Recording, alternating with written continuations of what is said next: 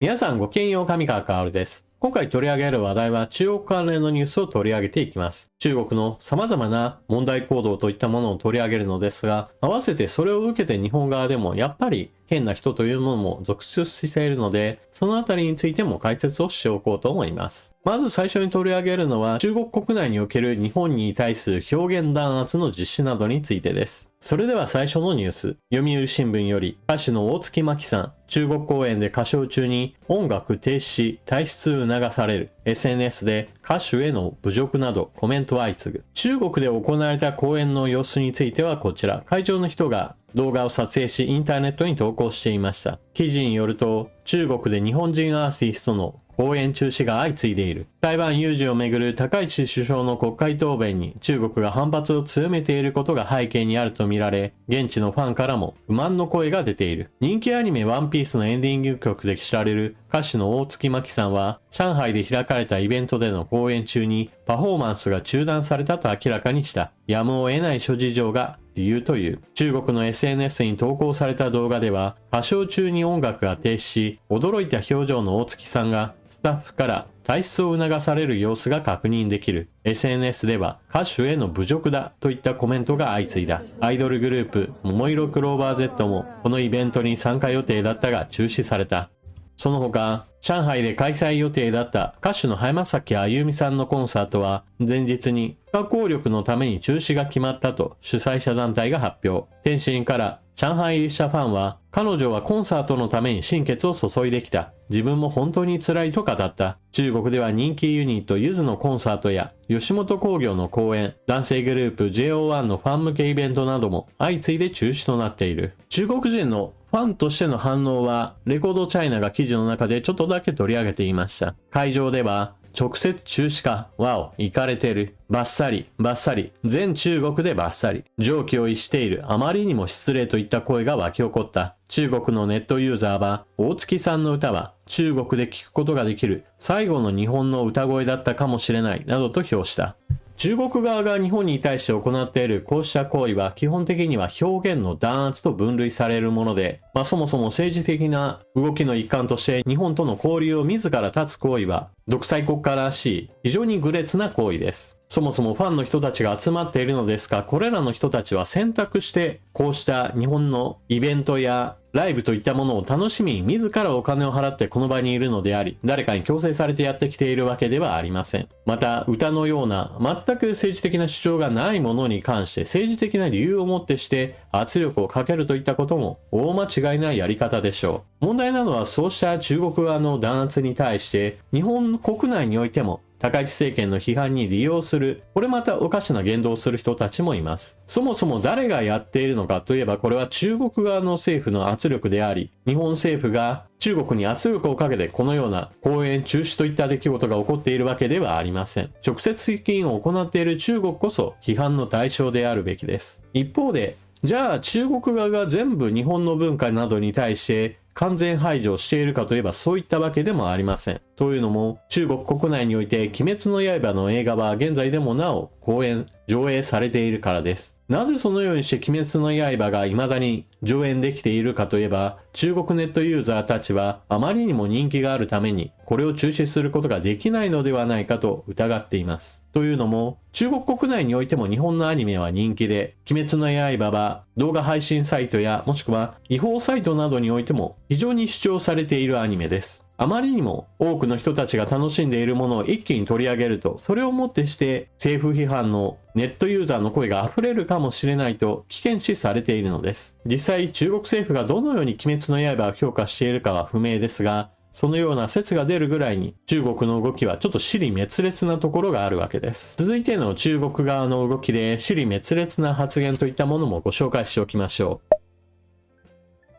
中国駐日日本大使のX での発言。永遠に覇権を追求せず、永遠に拡張せず、永遠に勢力圏を求めない。新時代中国の国防の鮮明な徳だ。新中国成立から70年以上、中国は一度も自ら戦争や衝突を起こしたことがない。改革開放以来、中国は世界平和の促進に努め、軍隊の人員を自主的に400万人余り削減してきた。一体何を言っているんだとちょっと突っ込まざるを得ないわけですが、ここで忘れてはならないポイントは、真顔で嘘をつく人間を相手にすると日本人の中には性善説があまりにも強すぎて、こんなに真面目に言っているんだからきっとこの人の意見といったものは何かしら正しいんだろうと思い込んでしまう人が出てしまう。この問題について押さえておかなければなりません。駐日日本大使は中国共産党による勢力は一切覇権などを追求していないし、拡張政策なども取っていないとしています。しかし、チベット・ウイグルや現在における東シナ海における勢力圏の拡大を軍事力を背景にして行っていることなどは一切無視していますし、また戦争という意味においてもベトナムとの戦いも行っています。ベトナムとの戦争などにおいては中国側は自分たちが攻撃したんじゃない、ベトナムが攻撃したんだ、だから自衛戦争だと歴史を改ざんしています。その他ソ連とも紛争はありましたし、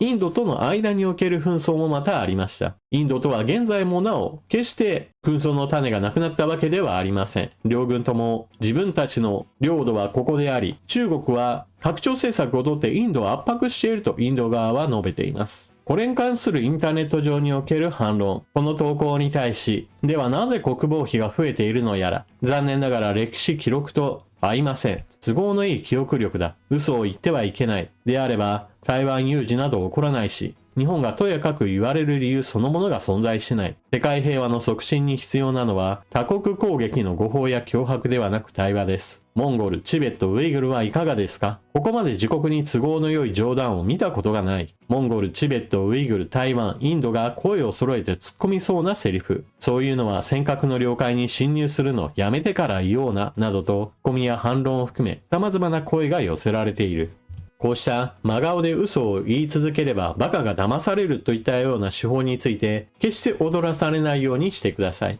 中国における軍拡はひたすら続いてきました。こちらは中国の軍事費の推移です。これを見て予算が増え続けているなといったことを普通の人であれば理解することができると思います。しかし一方において中国は平和主義の国であり、一切何も他の国に対して圧迫など加えていないという主張を行う人はこの数値を全く無視します。例えばこちらはアメリカ、中国、そして日本との防衛予算の推移の比較です。日本は非常に長い間防衛費が横ばいの状態で一切変わっていないとも言えるような期間が非常に長く続きました。その間中国はひたすら軍拡に走ってきたわけで、この図においても防衛予算の差が開いてくる、いわゆるワニの口のようになっているといったような姿を見せています。これもまた現在の左派リベラルの人たちは徹底的にこの事実を無視します。中国の軍拡は良い軍拡、日本の防衛予算の増額は軍国主義の復活と言って批判するわけで、彼らの論理矛盾は非常に激しいものです。さて続いては、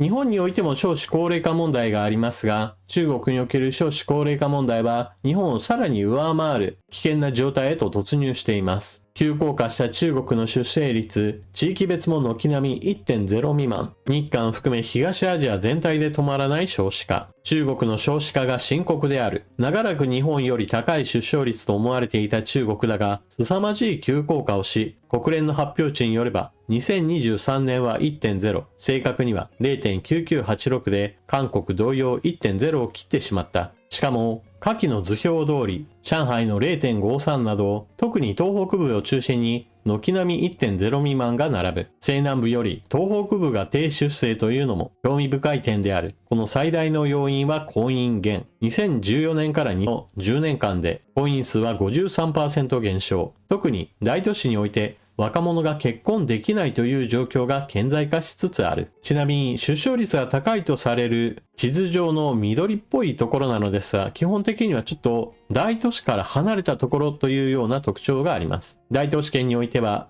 かなり若者の結婚に支障が出ていて、それが直接的に子供が増えにくい状況といったものを繰り出しています。この問題で中国の少子化は一人っ子政策のせいとも言われるが、その期間も一人の母親が産む子供の数は2人以上で推移していた。逆にその制限撤廃以降の方が子供の数は激減している。これは大都市を中心に教育コストの高騰、さらに結婚に関わる結納金の高騰などで文字通り金がなければ結婚も出産もできないという状態による。少子化が深刻な日中韓に共通するのは、20代での婚姻数の激減と中間層の婚姻数の激減である。韓国はすでに20代の出生はほぼ壊滅状態。慌てて中国は子育て支援の現金給付政策を開始したが、これこそ逆効果となってさらなる出生減となるだろう。給付は短期的に効果を上げたように見えるが、結局それは新たな出生を促進するのではなく、今いる子供への投資に回されて、かえってさらに一人当たり子育てコストを高騰させる結果になるからだ。要は、子育て支援の現金給付は皮肉にも、結婚と出産のインフレをより加速させ、婚姻も出生も減る。効果なき少子化対策はいつまで続けるのだろうという記事です。日中韓それぞれ国が違いますから、ある程度違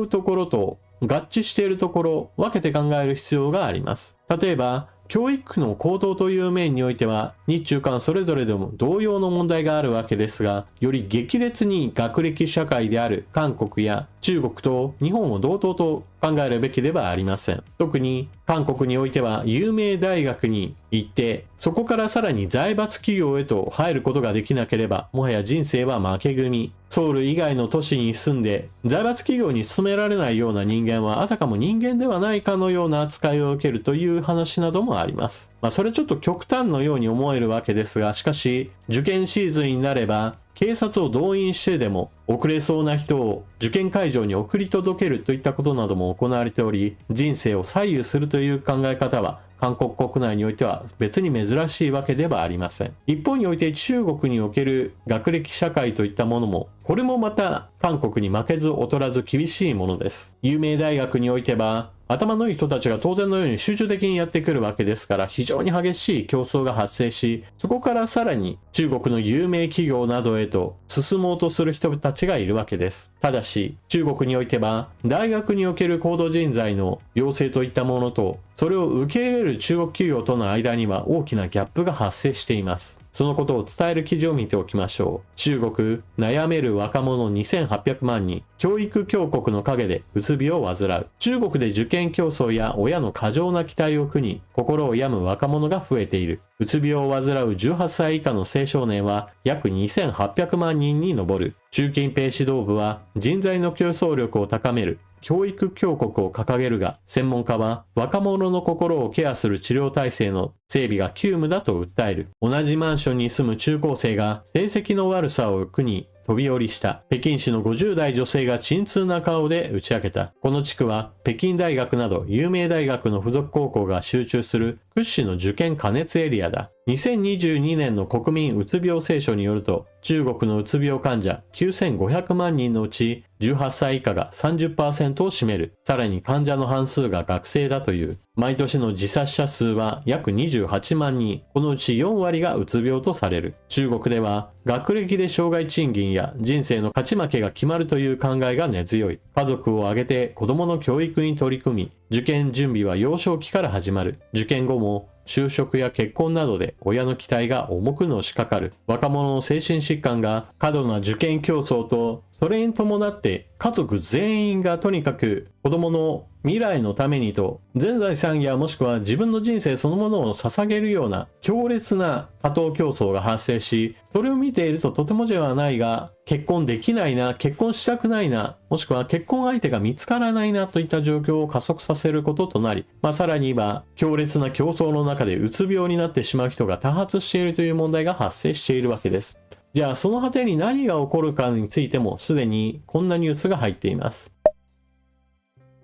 若者が恋愛も結婚も働きもしない無気力無行動に陥るネズミ人間化という中国が抱える内側の問題。中国では大学を卒業しても就職先がないという日本で起きた就職氷河期が30年遅れで到来している。男性若年失業率は2023年約 17% もあり、日本の 4% と比べても深刻である。そんな中国では、かつて話題となった寝そべり族の進化系として、ネズミ族が増加中らしいが、これは我々が思う以上に中国にとって深刻である。ネズミ人間とは家から出ず、食事はデリバリーで済ませ、人と交流せず、昼過ぎまで寝て、一日中スマホを見て過ごすというものだ。なぜネズミというかというと、夜行性で目立たず、低エネルギーで暗い場所に隠れ、生存本能で最小限の労力で生き延びるネズミの生態を過酷な社会、経済環境から避難する若者のライフスタイルに重ねた比喩による、ほぼ失業者を指す。